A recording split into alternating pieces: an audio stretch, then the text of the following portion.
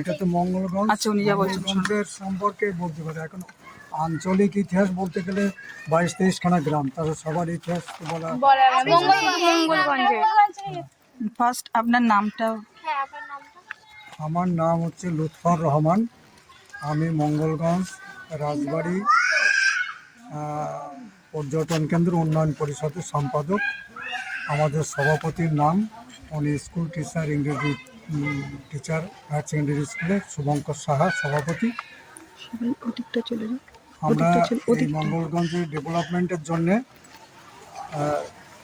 কাজ করি এবং এই যেটুকু হয়েছে আমাদের এই প্রচেষ্টায় আমরা করছি। আমার সম্পাদনায় একটা বই 23 সালে হয়েছে, উদ্বোধন হয়েছে, প্রকাশ হয়েছে।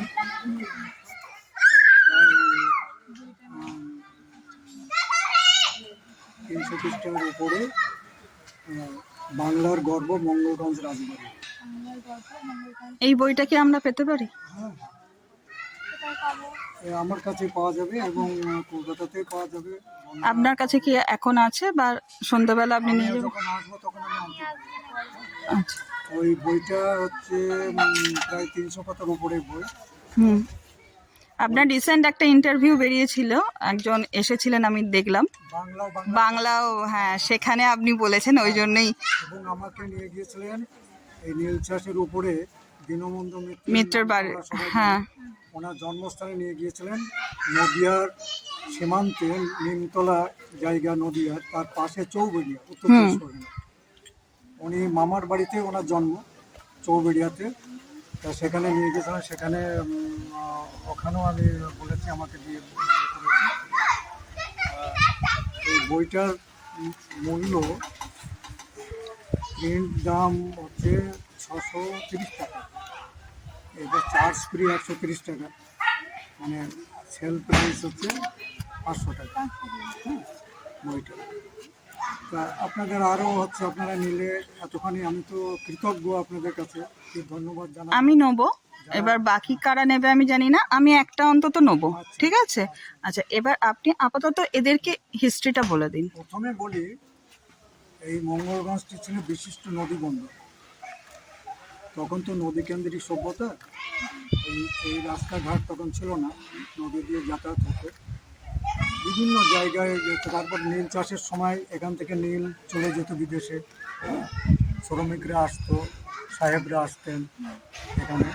তার পরবর্তীকালে এটা রাজবাড়ি হচ্ছে করদ মিত্র রাজা লক্ষণচন্দ্র, উনি এখানে ওই কৃষ্ণচন্দ্র রাজার বংশধর হাতে শ্রীশচন্দ্র সেন, ওদের কাছ থেকে জমি জায়গা কিনে এখানে বসতি স্থাপন করেন।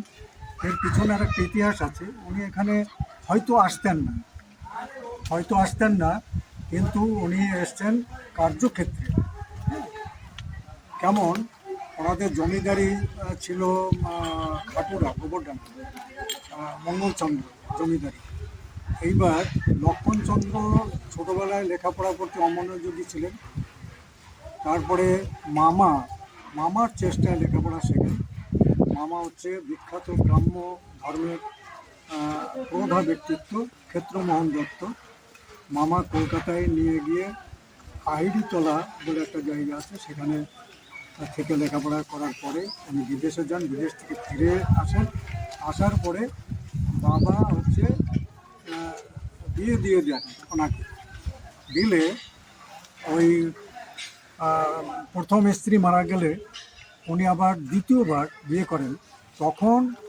যখন বিয়ে করেন তখন কুচদহ পরগনা ছিল। এই 24 পরগনা, 24 পরগনাতে আজকে ভাগ হয়েছে, একই 24 পরগনা ছিল আগে, সেটাও ছিল না। তার আগে ছিল কুচদহ পরগনা। প্রাচীনকালে কুচদহ পরগনার উনি ব্রাহ্ম ধর্মের হচ্ছে সম্পাদক ছিলেন। হ্যাঁ, এই ইউনিটে ব্রাহ্ম ধর্মের সম্পাদক ছিলেন। এইবার ওনার নেতৃত্বে সংগঠনটা কোথায় পৌঁছালে গুরুত্ব পায়, অল ইন্ডিয়া কনফারেন্স হয়েছিল এই মঙ্গলগঞ্জ 1887 সালের 1 ডিসেম্বর। এবং সেই দিন বিখ্যাত মানুষ রামতনু রায়, কেশবচন্দ্র সেন, অমৃতলাল বসু, ত্রৈলোক্য সান্যাল, তারপরে হচ্ছে রসরাজ অমৃতলাল বসু এরকম ব্যক্তিত্ব তারা এই মঙ্গলগঞ্জের এই সম্মেলনে যোগদান করেছিলেন। এবার উনি এখানে চিকিৎসালয়, শিক্ষা প্রতিষ্ঠান লক্ষণচন্দ্রের পরিচালনায় এখানে গড়ে উঠেছিল। উনি তারপরে এই ব্রাহ্ম ধর্মের সম্পাদক হয়ে এর ব্যয় নির্বাহের জন্যে উনি নীল চাষ করতেন। এখানেও নীলকররা এখানে ঢুকেছিল, কিন্তু ওই শিফটন ডেভিস সাহেব, অ্যান্ড্রুস সাহেব তাদের সঙ্গে ওনার খুব বন্ধুত্ব ছিল, কারণ ইনি তো বিলেতে পড়াশুনো করে আসেন। বন্ধুত্ব থাকার ফলে ওনাদেরকে মানে আমি সংক্ষেপে বলছি, বড় ছিল এই বাংলায় যশোর, নদিয়া, এই নদিয়া, যশোর এবং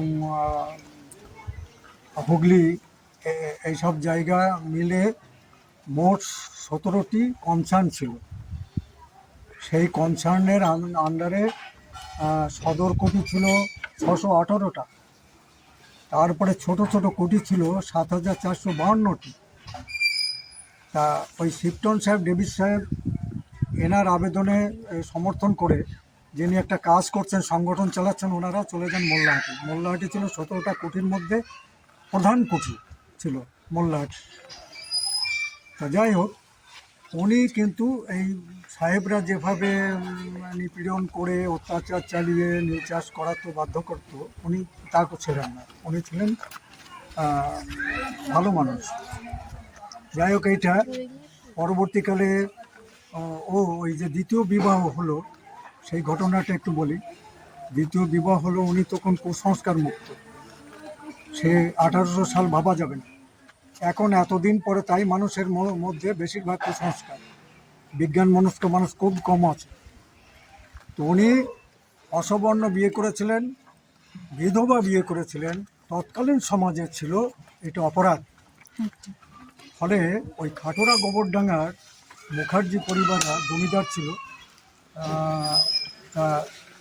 ওনার বাবার উপরে চাপ দেয়, যে ওনার বাবার উপরে চাপ সৃষ্টি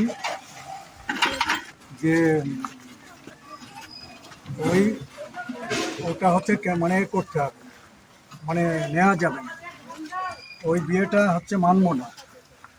তাতে ওটা যদি ওখান থেকে ওই পথ থেকে সরে আসে তাহলে এখানে থাকা যাবে, আর নচেত এখানে থাকা যাবে না।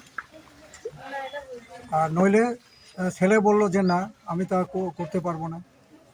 এইবার বাবা দেখলো ছেলেকে তো আমি তো ত্যায্যপুত্র করতে পারছি না, তখন এখানে এই জায়গার ব্যবস্থা করে উনি ওখানে থাকলেন, ছেলেকে এখানে সেটেল করলেন।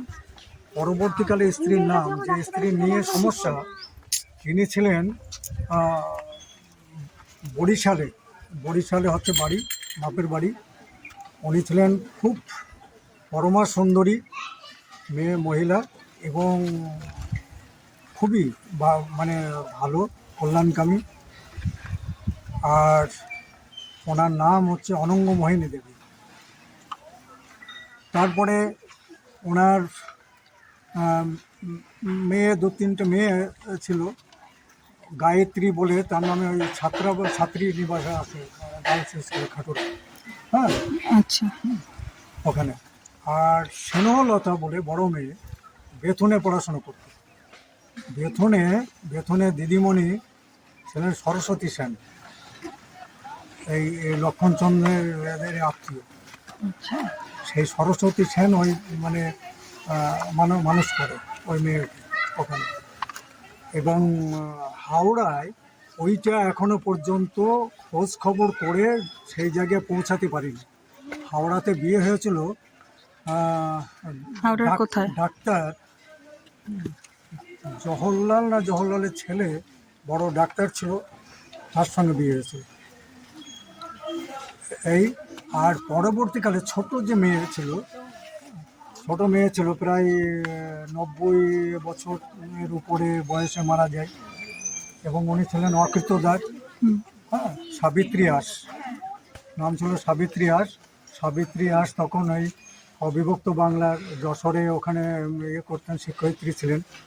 সেখান থেকে চলে আসেন এখানে এসে এই স্কুল হচ্ছে চালান এবং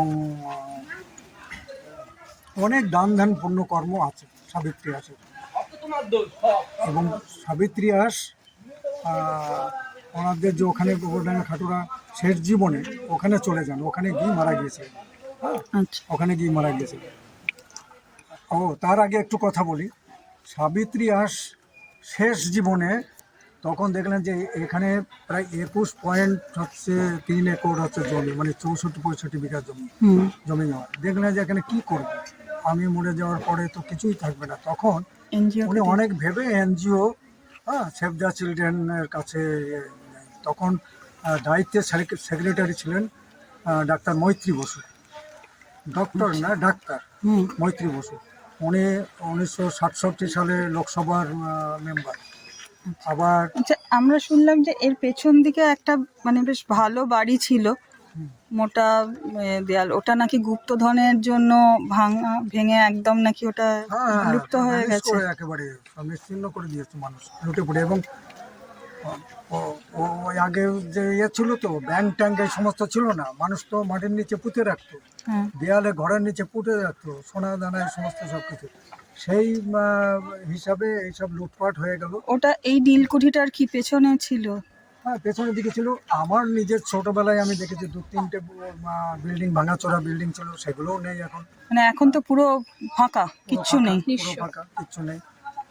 এইবার ওই মৈত্রী বসু উনি ছিলেন গত যে বিগত দিনের মুখ্যমন্ত্রী বিধানচন্দ্র রায়, বিধানচন্দ্র খুব কাছের মানুষ ছিলেন উনি, আচ্ছা খুব প্রিয় ছিলেন। এবং 46 সালে দাঙ্গার সময় বাংলাদেশে ওনাকে পাঠান ওই সেবা করার জন্যে, ডাক্তারি করার জন্যে, ত্রাণ সামগ্রী নিয়ে। মৈত্রী বসু এখানে বহুদিন পর্যন্ত থেকেছেন। মৈত্রী বসু রাজ্য মন্ত্রিসভারও সদস্য ছিলেন। হ্যাঁ, এই হচ্ছে ওই দান করে গেলেন। দান করার পরে সে লেখা আছে সেভ দ্য চিলড্রেন এখানে অনেক উন্নয়নমূলক এবং সমাজ কল্যাণমূলক কাজকর্ম করবে, কিন্তু কিছুই হয় না। কিছুদিন যাবৎ ওই অনাথ শিশুদের, অসহায়দের, হ্যাঁ, শিশুদের এনে এখানে পড়াশোনা করাতো, এই লোকাল স্কুলে ভর্তি করাতো, হ্যাঁ, হাই স্কুলগুলো।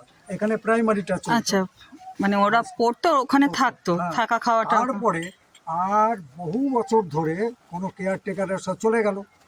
লাস্টে এমন সমস্যা হলো, আমরা বাজার থেকে কালেকশন করে এখানে একজন, মজার ব্যাপারে এই দেখাশোনাটা তার মাধ্যমে, এখানে নারায়ণ দাস বলে একজন, উনি হোমে মানুষ ঠাকুরপুকুরে, আচ্ছা আর ওনার স্ত্রী ওই হোমে মানুষ। এবার ওই মৈত্রী বসু থাকাকালীন এনাদের সঙ্গে হচ্ছে বিয়ের ব্যবস্থা করেন, এখানে তিনি থাকতেন। ইরিগেশনের যে সেচ ইয়ে আছে না ব্যবস্থা, এই যে নদীতে সেচ পাম্প, এতে হচ্ছে চাকরি করতেন। সে নারায়ণ দাস মারা গেছেন, ওনার স্ত্রী আছে, ছেলেরা আছে, ওই জায়গাটায় বাড়ি। হ্যাঁ, আমরা গিয়েছিলাম ওখানে, বোধহয় আজকে কোনো অনুষ্ঠান রয়েছে। আচ্ছা আচ্ছা। তা ওনার সঙ্গে আমার সম্পর্ক ভালো। আবার এই এলাকায় উনি দেখাশোনা করতেন। হ্যাঁ, এই হোমেও উনি থেকেছেন। আচ্ছা, হোমটাও তো এখন উঠে গেছে তো নাকি? হোমটা উঠে গেছে অনেকদিন। এইবার ইনি বলে মানে আমাদের বিভিন্ন মানুষের কাছে যে সব ছেলেপিলে তো না খেয়ে মরে যাবে, কি করা যায়। এবং তখন বাজার থেকে কালেকশন করে নিয়ে উনি আমাদের সঙ্গে থাকতেন, কালেকশন করে দিয়ে উনি তাদের খাওয়া দাওয়া করতেন। পরপর তারপরে খোঁজ খবর করে কে কোথায় আছে তাদের সব বাড়িতে পাঠিয়ে, হ্যাঁ, আত্মীয় স্বজনের হাতে তুলে দেওয়ার পরে থেকে ফাঁকা। ঠিক আছে। আর তারপরে একটু বলি, এই লাস্ট এই জায়গার যে ইতিহাস আছে, এবং এখানে যে একটা নদী আছে, হ্যাঁ, এখানে প্রচুর গাছপালা আছে। আর ওই পিঠটা হচ্ছে পারমাদন ফরেস্ট আগে নাম ছিল, পরে আমাদের সাহিত্যিক বিভূতিভূষণ বন্দ্যোপাধ্যায়, ওটা 1995 সালে নামকরণ হয়েছে। আর বিভূতিবাবু এখানে খুবই আসতেন। ওনার যে উপন্যাস পুরস্কার প্রাপ্ত রবীন্দ্র পুরস্কার ইছামতি, এর মধ্যে মঙ্গলগঞ্জের কথাটা তো আছে। হ্যাঁ, তারপরে ওনার সঙ্গে ওনার বন্ধু 10 বছরের ছোট, নিজে মুখে বলেছেন, তাই আমরা শুনেছি, শক্তিপদ রাজগুরু। হ্যাঁ, আর সে কি হাসি আর কি আনন্দ। গেলাম ওনাকে প্রণাম টনাম করলাম, ওনার দমদমে ওখানে থাকতেন। তা বললেন বিভূতি আর হচ্ছে আমি, হ্যাঁ, এই গুড়গুড়ি পাখি হচ্ছে ধরার জন্যে সব চাদর টাদর হ্যাঁ। দিয়ে বেড় দিয়ে ধরা, তারপরে এখানে খেজুর গাছের রস খেয়েছি পেড়ে, হ্যাঁ, পাটকাঠি ভেঙে নল দিয়ে, এই সমস্ত গল্প টল্প খুব, হ্যাঁ। ঠিক আছে। হুম।